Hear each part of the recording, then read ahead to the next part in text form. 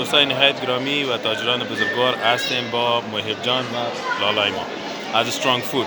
خب محب جان، بله، دکتر استرانگ فود دکتر غذای قوی است، ترکیب از میوه‌های خشک است، به خاطر ضعیف‌های ذهنی، جسمی و جنسی استفاده میشه، به خاطر زنان ضعیف، کمخون و اطفال سوء تغذیه یک غذای خاص است که ترکیب از میوه‌های خشک است، از بادام، پسته، کاجو، جلغوزه، عسل، شیر و مواد بی کمپلکس است. یک غذای خاص، هم دواست هم غذا است.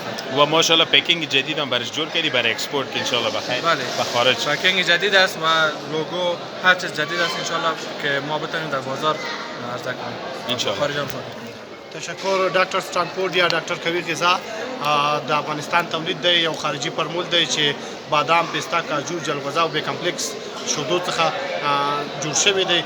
هم د ماشومان لپاره هم د لویانو لپاره، هغه ماشومان چې جسماً خوار دي، کمزوري دي، هغه میندې چې ماشوم ته شودې ورکوي، کمخونه دي، د هغوی لپاره، هغه ځوانان چې دفتر کې کار کوي یا مثلا دوی تجارت کوي، ذهناً ناارامه دي یا جسماً کمزوري دي، د هغوی لپاره خاصه غذا ده، خاصه ذایقه لري. نو وطنوالو راشي د دغه خاص ذایقې څخه برخمن شي انشالله. انشالله و تولید وطن است و تولید وطن است و همه چیزش طبیعی. بله. ټول هیوادوال نه غوښتنه دا ده چې راشي ډاکټر استرانګ فود وازمایي چې تر څو موږ وکولی چې تاسو ته لا ښه سهولت برابر کړو او داسې غذا تاسو ته اماده کړو انشالله. و سوی تغذیه به همه چیز ماشاءالله. بله، سوی تغذیه ته او څوک چې ډنګر وي، څوک چې کمخونه وي، د هغو لپاره هم خاصه غذا ده. ماشاءالله. تولید وطن، افتخار وطن.